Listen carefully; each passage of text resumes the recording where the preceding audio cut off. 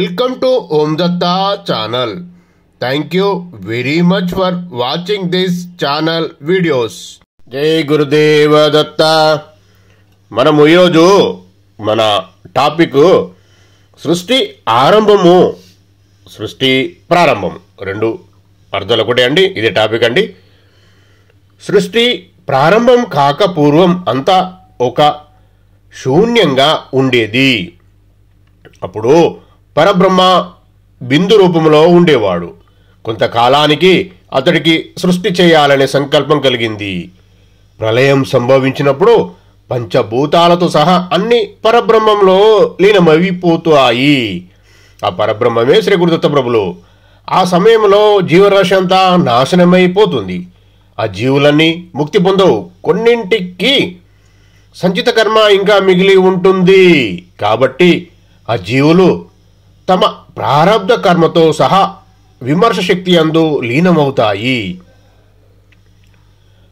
అలాగే తన్మాత్రలు పంచభూతాలు కలిసిపోతాయి.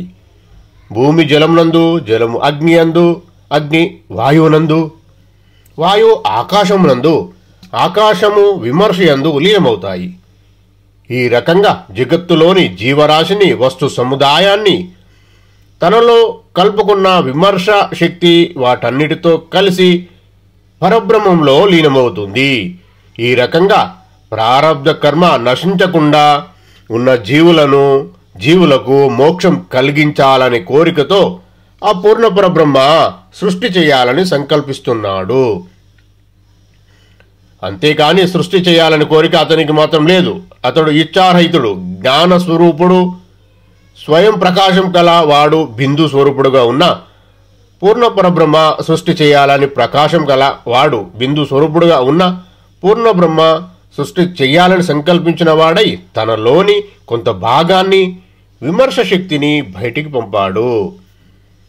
ఆ విమర్శ శక్తి ఏ త్రికోణము బిందువు అంటే తేజోమయ కాంతి పుంజము. దాని నుండి శక్తి ఉద్భవించి ఇచ్చా జ్ఞాన క్రియాశక్తులుగా ఏర్పడి త్రికోణమైనది.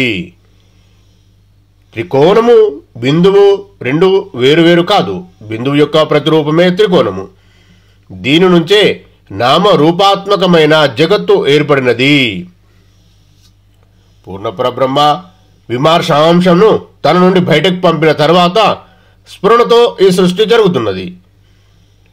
శివాది క్షితి పర్యాంతం 36 తత్వములతో కూడిన విమర్శలు ప్రకాశాంశ అయిన పూర్ణ పరబ్రహ్మ ఒకసారి వీక్షించటాన్నే స్ఫురణ అంటారు.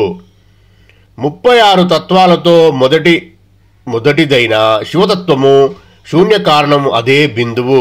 అది అవ్యక్తము, నిర్గుణము. అంటే పరబ్రహ్మముకు రూపం లేదు, గుణము లేదు. ధర్మాధర్మములకు, పాపపుణ్యములకు, సృష్టి స్థితి లయములకు అతీతమైనది. పరబ్రహ్మ అది తేజోమయమైన కాంతిపుంజము. అహంకారము మమకారాలు వీడి అర్షవర్గాలను జయించి జగత్తులోని ప్రతి జీవిని తనయందు చూడగలిగిన వాడే ఆ మహాజ్ఞాని. అట్టి వానికే పూర్ణ పరబ్రహ్మ సాక్షాత్కారం జరిగి మోక్షం లభిస్తుంది. బిందువే ప్రకాశాంశ పరబ్రహ్మ స్వరూపము కాగా త్రికోణము విమర్శాంశ పరమేశ్వరి. ఈ రెండింటికి తేడా లేదు. నిరాకారుడైన పరబ్రహ్మ సాకారమే పరమేశ్వరి. ఆమె ఆద్య పరశక్తి. త్రికోణం నుంచే నామరూపాత్మకమైన జగత్తు ఏర్పడినది. అంటే ఒకవైపు తన్మాత్ర లక్షణాలు, ఆకాశము లక్షణాలు శబ్దము, వాయువు లక్షణము స్పర్శ, అగ్ని లక్షణము రూపము, జన్మ లక్షణము రసము, భూమి లక్షణము గంధము ఏర్పడ్డాయి. ముందుగా ఆకాశం వచ్చినది. ఆకాశం నుండి వాయువు, వాయువు నుండి అగ్ని, అగ్ని నుండి జలము, జలం నుండి భూమి. ఈ రకంగా పంచభూతాలు ఏర్పడ్డాయి. తర్వాత మనస్సు, జ్ఞానేంద్రియాలు, కర్మేంద్రియాలు వచ్చిన తర్వాత ఆహారము, ఆ తర్వాత జీవకోటి ఏర్పడ్డాయి. ఈ విధంగా రూపాత్మక జగత్తు ఏర్పడింది. అలాగే త్రికోణము నుంచి ముందుగా ఓంకారం ఏర్పడినది. దాని నుంచి అక్షరాలు, పదాలు, వాక్యాలు వచ్చినాయి. వీటి నుంచి వేదాలు, ఉపనిషత్తులు, శాస్త్రాలు, సాహిత్యం, సంగీతం అన్నీ ఏర్పడ్డాయి. ఇది నామాత్మక జగత్తు. ఈ రకంగా నామరూపాత్మకమైన జగత్తు ఏర్పడినది. ఈ సృష్టిలో చలనము, జీవం లేని కొండలు, జీవమున్న చలనం లేని వృక్షాలు, విహాంగములు, క్రిమి కీటకాదులు, పశువులు, ఇలా అనేక జన్మలు ఎత్తిన తర్వాత కర్మఫలాన్ని బట్టి జీవుడు మానవ జన్మ ఎత్తుతున్నాడు. అందుకే మానవ జన్మ కడు దుర్లభమైనది. అందులోనూ బ్రాహ్మణ జన్మ మహా ఉత్తమమైనది. అందుకనే మానవ జన్మ ఎత్తినందున దాన్ని సఫలం చేసుకోవాలి. ఆకార సంజ్ఞ కలిగిన పరమాత్మ సాకార సంజ్ఞ కలిగిన ప్రకృతితో కలిసి హంసరూపమైన శాబల బ్రహ్మమైన బ్రహ్మ రంధ్రం ద్వారా 9 ద్వారాలు గల దేహమందు ప్రవేశించి ఇంద్రియములు, ప్రాణములు, మనస్సుతో కూడిన వాడై సర్వ సుఖాలు అనుభవిస్తూ బయటకు వచ్చే మార్గం తెలియక పంజరంలో బంధించబడిన పక్షిలాగా ప్రాపంచిక బంధనాలతో కొట్టుమిట్టాడుతున్నాడు. అందులో నుండి బయటపడాలంటే జ్ఞాన సముపార్జన చేసి దత్తయోగం చేసిన వారికి సాధ్యమవుతుంది. అటువంటి అంశ అనబడే జీవుడికి అగ్ని చంద్ర మండలాలే రెక్కలు, ఓంకారమే శిరస్సు, జ్ఞాననేత్రం ముఖము, ఆకార సాకారములు పాదాలు.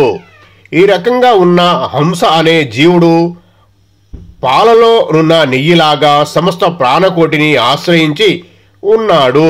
మానవ శరీరంలో 72,000 నాడులున్నాయి. ఇవన్నీ నవరంధ్రములను కలుపుతుంటాయి. అవసాన కాలంలో జీవుడు నవరంధ్రములలోని ఏదో ఒక మార్గం గుండా బయటకు పోతాడు. అలా కాక వచ్చిన త్రోవలో కనుక బయటకు పంపగలిగితే, అంటే బ్రహ్మరంధ్రం ద్వారానే బయటకు పంపగలిగితే జీవాత్మ పరమాత్మలో లీనమవుతుంది. ఇదే సాయుజ్యము. ఈ రకంగా పరమేశ్వరుని వలనే చరాచర జగత్తు ఏర్పడుతున్నది. ప్రతి జీవి యందు ఆ పూర్ణ పరబ్రహ్మ పరమాత్మే ఉన్నాడు. అంటే విశాలమైన విశ్వమానవాళి కూడా పరబ్రహ్మ స్వరూపమే. పరబ్రహ్మ స్వయం ప్రకాశం గల వాడాగ్నున స్వరూపుడు ఇచ్చారహితుడు తన యందు కలసిపోయి విడదీయడానికి వీలు లేనటువంటి విమర్శ శక్తితోనూ ప్రళయకాలంలో తనలో కలిసిపోయి ఇంకా ప్రారంధం తీరినటువంటి జీవుల కోరికల వల్ల మరలా సృష్టి చెయ్యాలని సంకల్పించాడు. అందులో భాగంగానే విమర్శాంశ అయిన శక్తిని బయటకు పంపాడు. పరబ్రహ్మము బిందు త్రికోణమే శక్తి. ఈ రెండు వేరు వేరు కావు. ఆ రెండు ఎప్పుడు కలిసే ఉంటాయి. అందుచేతనే త్రికోణే బైందవాం శ్లిష్టాం అని చెప్పబడుతుంది. దీనిలో త్రికోణమే శక్తి, బిందువే పరమేశ్వరుడు. సృష్టికి ముందు కాలంలో అంతా శూన్యంగా ఉండేది. ఆ శూన్యంలో నిరాకారుడు, నిర్గుణ స్వరూపుడు అయిన పూర్ణ పరబ్రహ్మ బిందు రూపంలో ఉండేవాడు. ఆ బిందువే ఇప్పుడు శ్రీచక్రంలో ఉన్న బిందువు. అదే పరమేశ్వర స్వరూపము. శ్రీచక్రం అంటే సృష్టి స్థితి లయములకు అతీతమైన పరమేశ్వరి అనుగ్రహంతో బ్రహ్మ సృష్టికర్త అయినాడు. పరమేశ్వరి అనుజ్ఞతోనే భూమి 7 ఖండములైనది. మాయకు అతీతుడు, జ్ఞానరూపి, మోక్ష ప్రదాత, సర్వ లోకరక్షకుడు, సర్వాంతరామి పరమేశ్వరుడు. ఆ పరమాత్మే, అపూర్ణ పరమాత్మే అంటే విశాల విశ్వానికి ప్రతిరూపమే కాని వేరు కాదు. సర్వమత సమన్వత్వాన్ని, సర్వ మానవ సౌభృత్వాన్ని, తద్వారా ప్రపంచ శాంతిని ప్రబోధిస్తూ సర్వ సిద్ధాంతాలను,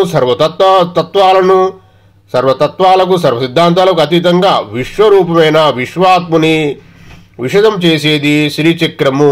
దీన్ని అనుష్ఠించడం ద్వారా విశ్వ మానవ కళ్యాణం సిద్ధిస్తుంది.